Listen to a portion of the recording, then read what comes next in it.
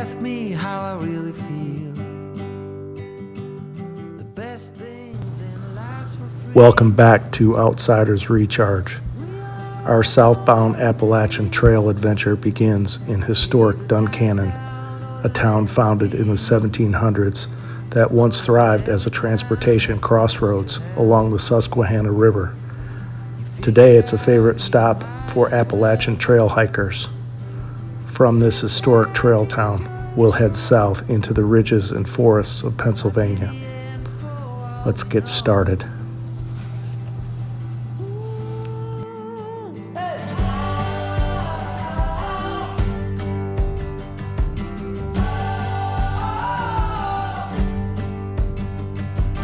Never mind what people say. You better burn them, fade away. Good times may come again. And bad news just falls like rain.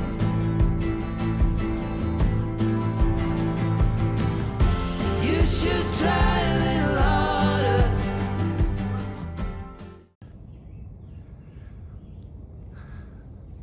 This is the view from Hawk Rock, mile 1148. All socked in fog today. No views for you.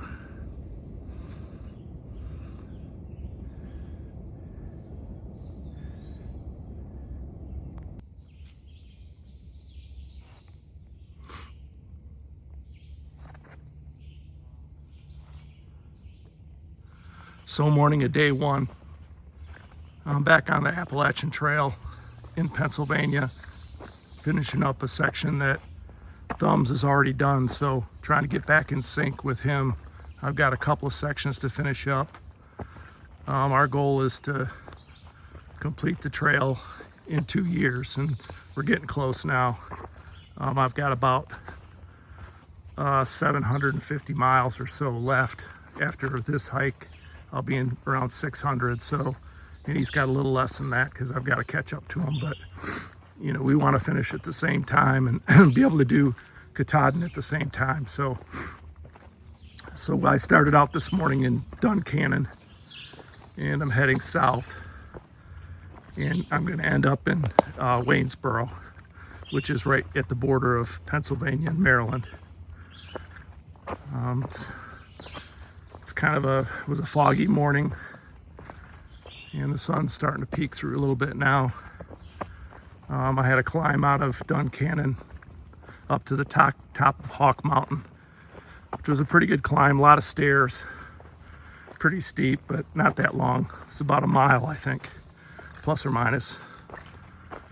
And the goal today is going to be around 14 miles. I want to get down near the valley, so that tomorrow I can go through the valley and then get back up on the ridge again past Boiling Springs. So it's not a lot of views this hike, I don't think. Be like a lot of cool stuff still to look at, but I'm gonna share some gear tricks and things that I've learned after hiking 2,000 miles on the AT, the Florida Trail, and various other places in the US. So stay tuned and check in on my next videos, as I'm going to be kind of going through some of the gear that I have and some of the theory and strategy behind it. So, but this morning's beautiful. Been raining here for about 5 days, so everything's wet, but starting to dry out. Weather looks pretty good. Little rain maybe tomorrow morning, and then the rest of the time looks good. I should do this in 6 days. So always great to get back on the trail. It's my happy place, a place where I can unwind and reflect and recharge. If you don't hike or you don't get out there often, I strongly suggest that you do it. You'll find it to be relaxing and life-changing. So I'll continue on down the trail, check in with the cool stuff along the way, and continue to enjoy this beautiful morning. And I'm gonna hike it out.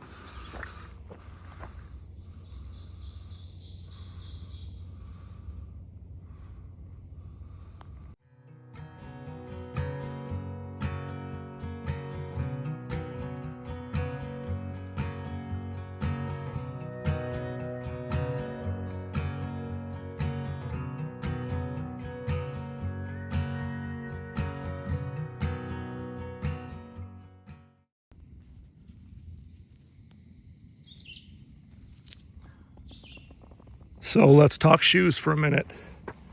I really like trail runners for general hiking. They're very comfortable. They're light. You know, they're basically tennis shoes. And so they're more comfortable, I think, than boots. But they do have limitations. If you're in a real rocky environment, or if you're doing any rock climbing or anything, maybe desert or other places like that that are extremely tough, then boots are going to be your best choice. These shoes that I'm wearing here are Topo Ultra Venture 4. I really like these shoes. They have a wide toe box, similar to Ultras, but they're not zero drop. They have a slight drop between the heel and the front of the shoe. But the thing that I like most about them is they're really highly cushioned. I can walk in these all day and the bottoms of my feet don't hurt. I do have a pair of boots that I like. They're Solomon. I think they're X4s. I'll put all the information in the description below on both of these, but I also like those a lot, and those are the ones that I typically use if it's a rocky environment. But the wide toe box is important. It lets your toes splay out. It helps you from getting blisters, and it's just more healthy for your feet, because in typical shoes, your baby toe and some of the other toes get smashed in there, and it's definitely not good for your feet, and it will cause blisters and problems. So having the wide toe box is really key. So again, I've sort of settled on trail runners for normal hiking conditions.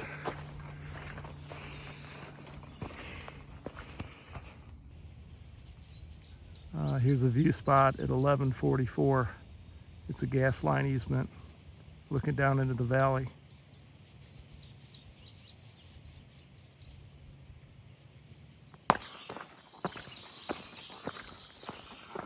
So the sun's coming out and it's turning into be a beautiful day.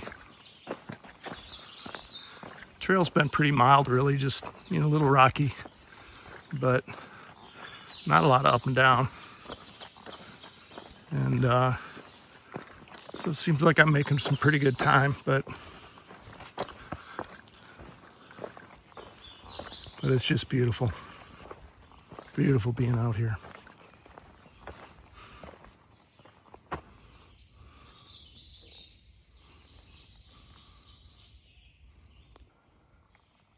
So this is my food bag. It's made out of Dyneema fabric, so it's waterproof.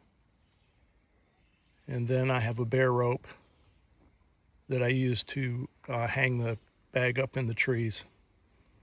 Most of the shelters now on the AT have bear boxes, but a lot of times I'm camping away from the shelters, and sometimes the shelters don't have bear boxes. So you have to have a way to either hang the food or put it in a bear-proof, either a bear vault or a Ure sack. There's a couple different options, but this is just a Dyneema bag. It's from Hilltop Packs. Again, I'll put the information down in the description.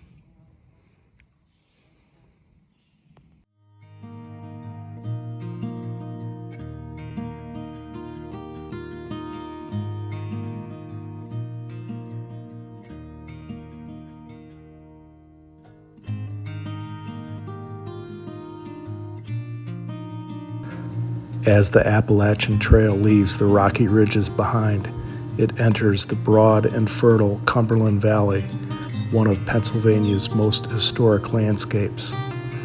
Stretching between the Appalachian Mountains and South Mountains, this valley has been a natural travel corridor for thousands of years. Native American tribes used these routes long before European settlers arrived in the 1700s.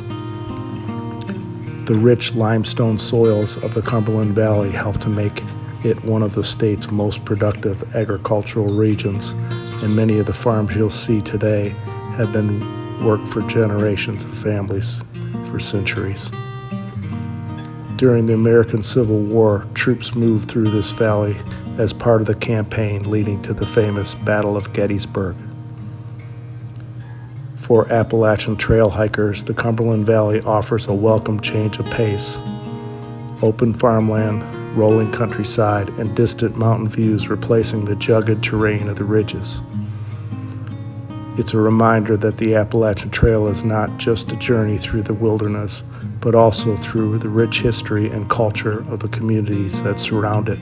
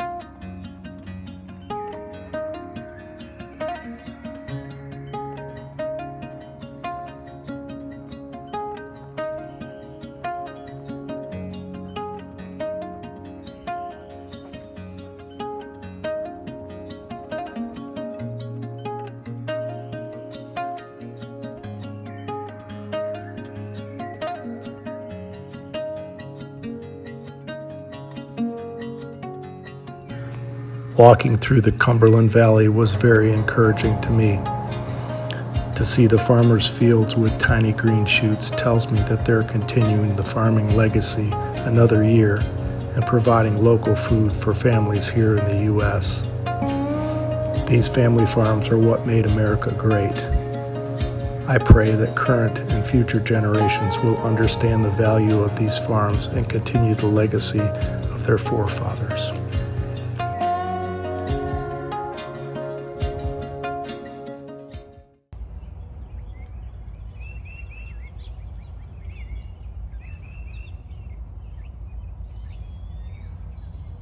A field of corn. It's coming up.